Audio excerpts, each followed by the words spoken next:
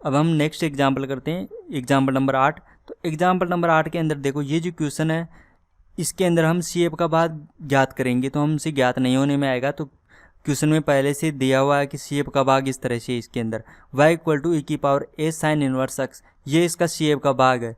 यहाँ पे इसका एक हल दिया है, एक हल देने का मतलब ये है कि ये सी एफ का भाग होता है। आपको किसी भी तरह से क्वेश्चन में आ सकता है, हल दिया हुआ है या एक हल है, एक भाग है या सी एफ का मान है, किसी भी तरह से दे दे तो आपको समझ जाना है कि सी एफ का भाग दिया हुआ है। तो ये सी एफ का भाग दिया हुआ है, तो हमें यहाँ पे डायरेक्ट इसको हल करना है, मानक रूप में लिखने की कोई आवश्यकता नहीं है, डायरेक्ट हल करेंगे यहाँ पे। तो हम इसका हल मानेंगे, हल होगा इस तरह से। यहाँ पे हमने ये सी एफ का भाग दिया हुआ है तो हम इसका हल मान लेंगे डायरेक्ट। माना इसका संपूर्ण हल है y इक्वल टू वी, और आता है इसके साथ में गुणा में आता है सी एफ का भाग। तो यहाँ पे सी एफ का भाग हमारे पास है e⁻a sin इनवर्स x, तो ये हो गया इसके साथ गुणा में। अब इसको हल करने का आगे जो तरीका था वो मेथड था। तो यहाँ पे हम 2 बार अवकलन करते थे, अवकलन करने के बाद हम यहाँ पे इस इक्वेशन में मान रखते थे, तो वो तो काफ़ी जटिल हो जाएगा, क्योंकि यहाँ पे इसका 2 बार अवकलन करना तो हमारे लिए काफ़ी कठिन हो जाएगा। तो मैं यहाँ पे आपको एक सूत्र बताने वाला हूँ, उस सूत्र से करेंगे तो हमें डबल अवकलन करने की आवश्यकता नहीं है, लेकिन उसके लिए कुछ कंडीशन है वो भी मैं आपको बताऊँगा। तो हमारा सूत्र इस तरह से, आर का मान 0, आर का मान 0 होने का मतलब क्या है कि इस साइड में 0 होना चाहिए, यानी कि वाई का डबल अवकलन होना चाहिए, वाई का सिंगल अवकलन भी होना चाहिए। ज़रूरी नहीं है इन दोनों का होना, लेकिन कंपलसरी है कि इस साइड में जो भी होगा वो 0 होना चाहिए। इस साइड का मतलब ये है कि y का पद नहीं होना चाहिए उसमें। यहाँ पे y है, यहाँ पे y का प्रथम अवकलन है, यहाँ पे y का द्वितीय अवकलन है, ये तीनों पद तो होने चाहिए, लेकिन इसके अलावा और कुछ नहीं होना चाहिए। केवल x का पद नहीं होना चाहिए, यहाँ पे x का फलन नहीं होना चाहिए पीछे। तो ये नहीं होगा तब ये लगेगा। तो ये जब करेंगे तो इसका सूत्र होता है इस तरह से, v का डबल अवकलन करेंगे, ये केवल इस इक्वेशन के लिए ये सूत्र। जब भी हम इस तरह से मानेंगे तो यहाँ पे v का डबल अवकलन लिखेंगे सबसे पहले, उसके साथ में यहाँ पे v का सिंगल अवकलन लिखेंगे और ये होगा 0 के बराबर। तो इसका जो यहाँ पे गुणा में ये आएगा डायरेक्ट, यहाँ पे p का मान आएगा। p का मान कहाँ से आएगा, तो यहाँ से आएगा। यहाँ पे इसको मानक रूप में लिखेंगे तब हम p का मान प्राप्त करेंगे। और उसके बाद में आएगा 2du/u, यूँ होगा हमारा सी एफ का भाग, यानी कि ये जो हमें सी एफ का भाग मिला है यहाँ पे e⁻a sin इनवर्स x, ये यूँ का मान है। यहाँ पे यूँ इक्वल टू है यहाँ पे मैं लिख देता हूँ e⁻a sin इनवर्स x, ये यहाँ पे सी एफ का यूँ का मान है यहाँ पे। तो यूँ का मान ये आएगा इस तरह से। तो हम ये जो इक्वेशन है यहाँ पे हमने ये यूज में ली है और इसका डायरेक्ट हमने लिख दिया, v का पदों में लिख दिया इसको डायरेक्ट। तो यहाँ पे आप देख सकते हो यहाँ पे p का मान क्या होगा, तो हम इसको मानक रूप में लिखेंगे तब हमें p का मान मिलेगा। मानक रूप में लिखने के लिए हम क्या करेंगे, इसका भाग देंगे, 1 - x⁻2 का भाग देंगे इस इक्वेशन में, तो ये यहाँ से हट जाएगा। यानी कि डबल अवकलन का गुणांक 1 बनाना है। 1 बनाने के बाद जो यहाँ पे आएगा वो तो हो जाएगा p, और जो यहाँ आएगा वो हो जाएगा q, क्योंकि y का गुणांक q होगा और y का जो अवकलन होगा उसका गुणांक होता है p। तो यहाँ से हमें p और q मिल जाएगा इस तरह से, और हम इसको आगे सोल्व करके इस तरह से इक्वेशन लिखेंगे। अब हम यहाँ पे करते हैं dv/dx को z मानते, इस पद को हम z मानते, तो हम यहाँ पे z मान लेंगे। तो हमने इसको z मान लिया, तो z मानने के बाद ये तो बन गया यहाँ पे z, और यहाँ पे ये हो जाएगा dz/dx, तो यहाँ पे ये dz/dx हो चुका है। अब हम इसका इंटीग्रेशन करेंगे तो रेखिक अवकल समीकरण बनेगी, ये रेखिक अवकल समीकरण है यहाँ पे। तो आप रेखिक अवकल समीकरण की विधि लगाकर इसको सोल्व कर सकते हो, आंसर सेम आएगा, लेकिन मैं यहाँ पे डायरेक्ट मेथड लगा रहा हूँ। ये जो जेड है इसका पंक्सांतरण कर सकता हूँ मैं इस यहाँ पे जेड के नीचे, यानी कि पहले तो मैं इसको इस साइड में ले जाऊँ तो मैं इसको इस तरह से लिख सकता हूँ। तो मैंने यहाँ पे इसको बराबर की तरफ ले गया, यानी कि पक्षांतरण करके इस तरह से लिख दिया। अब ये जेड है तो यहाँ पे ये जेड तो इस साइड में बटे हुए में आ जाएगा, यानी कि वज्र गुणा कर देंगे हम, और ये dx है जो इस साइड में आ गया इस तरह से।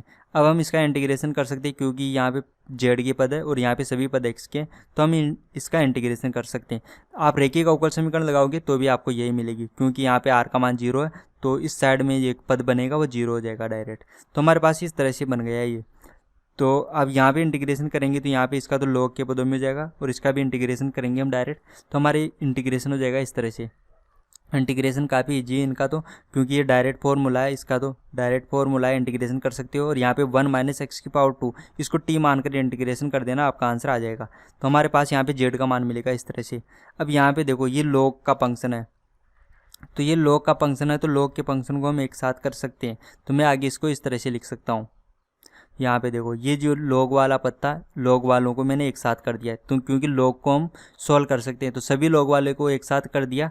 और ये त्रिकोणमिति का था तो मैंने इसको अलग कर लिया, इस साइड में रख लिया। अब यहाँ पे log प्रॉपर्टी लगाएंगे और हम इसको इस तरह से लिख सकते हैं। हमने log के गुणधर्म लगा दिए, क्योंकि जो प्लस में आता है वो तो गुणा हो जाता है, जो माइनस में आता है वो डिवाइड में चला जाता है, और log के साथ में यहाँ पे जो भी गुणा में आता है वो पावर में चला जाता है। तो यहाँ पे देखो, यहाँ पे ये 1/2 था तो इसकी पावर हो जाएगी 1/2, तो 1 - x की पावर 2 की पावर हो गई 1/2 यहाँ पे। और ये यहाँ पे प्लस में था, ये log इसके साथ में, तो ये गुणा हो गया, यहाँ पे देखो z गुणा हो गया। और ये log c, ये माइनस का पत्ता, तो यहाँ पे c की पावर, ये c1 है, इसका भाग चला गया इस तरह से। अब फिर से हम log प्रॉपर्टी लगाएंगे तो हम e की पावर के रूप में लिख देंगे, यानी कि ये log हटा देंगे यहाँ से और इस तरफ हम e की पावर के रूप में लिख देंगे। तो मैं इसको इस तरह से लिख सकता हूँ, मैंने यहाँ से log हटा दिया। अब यहाँ से हमें z प्राप्त करना है, तो ये पद नहीं होना चाहिए z के साथ, तो या तो हम इसका भाग दे दें, या आप ऐसा समझ लो कि हम इसका वज्र गुणा कर देंगे इस साइड में, c1 यहाँ पे गुणा हो जाएगा और 1 - x की पावर 2 का रूट, इसका भाग चला जाएगा इसमें, तो ये हम z का मान लिख देंगे इस तरह से। ये हमारे पास z का मान हो गया। और ये जो z का मान है, ये z का मान उठाकर हम वापस यहाँ पे रखेंगे, जो हमने माना था z यहाँ पे रखेंगे। तो यहाँ पे रखने के बाद हमें ये इक्वेशन मिलेगी, यहाँ पे dv/dx, और z का मान रख दिया हमने यहाँ से उठाकर ये। अब यहाँ पर आप देख सकते हो, यहाँ पे ये जो अक्स है वो इस साइड में चला जाएगा, तो हम दोनों तरफ इंटीग्रेशन कर सकते हैं। तो हम इंटीग्रेशन करेंगे अब इसका, तो हमारे पास देखो यहाँ पे ये जो dv है, ये dv तो यहाँ पे रह गया है, और ये dx इस साइड में चला गया, तो ये इस तरह से बन गया। अब हम दोनों तरफ इंटीग्रेशन कर सकते हैं। तो इंटीग्रेशन करने के लिए यहाँ पे देखो, यहाँ पे तो v का इंटीग्रेशन तो डायरेक्ट हो गया, यहाँ पे dv का तो v हो जाएगा, लेकिन इसका इंटीग्रेशन करने के लिए यहाँ पे देखो साइन इनवर्स x, इसको हम t मान ले तो हम इसका इंटीग्रेशन कर सकते हैं। तो हम यहाँ पे इसको t मानकर इंटीग्रेशन करेंगे तो हमें ये मान मिलेगा v = ये कैसे मिला, तो यहाँ पे आपको t मानना है, किसको, साइन इनवर्स x, इसको आप t मानोगे, t मान लेना, t मानने के बाद आप इंटीग्रेशन करोगे तो आपको ये मिलेगा v का मान। तो ये v का मान हमें मिल चुका है।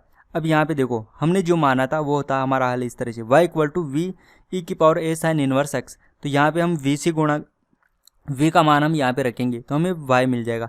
तो मैं v का मान रख देता हूँ, तो जैसे मैं v का मान रखूँगा तो हमें y का मान मिलेगा इस तरह से। तो ये हो जाएगा हमारा इस एग्जाम्पल का हल। तो ये एग्जाम्पल नंबर 8 का आंसर हमें मिल चुका है, ये होगा एग्जाम्पल नंबर 8 का आंसर। ये कैसे आया है, तो हमें v है, जो v को यहाँ पे गुणा करेंगे, तो यहाँ पे गुणा करने के बाद हमें ये इक्वेशन मिलेगी, आप करके देख सकते हो। अब हमारे वीडियो से आपको यदि हेल्प हो रही हो तो हमारे YouTube चैनल को सब्सक्राइब कीजिए, और यदि आपको हमारे वीडियो क्रम वाइज से यहाँ पे YouTube चैनल पे नहीं मिल पा रहे हैं तो हमारा जो ऐप है क्यूरियोसिटी फाउंडेशन नाम से, आप उन्हें डाउनलोड कीजिए। वहाँ पे आपको पूरा जो सिलेबस है वो व्यवस्थित तरीके से मिल जाएगा, तो वहाँ पे आप अच्छे तरीके से पढ़ सकते हो।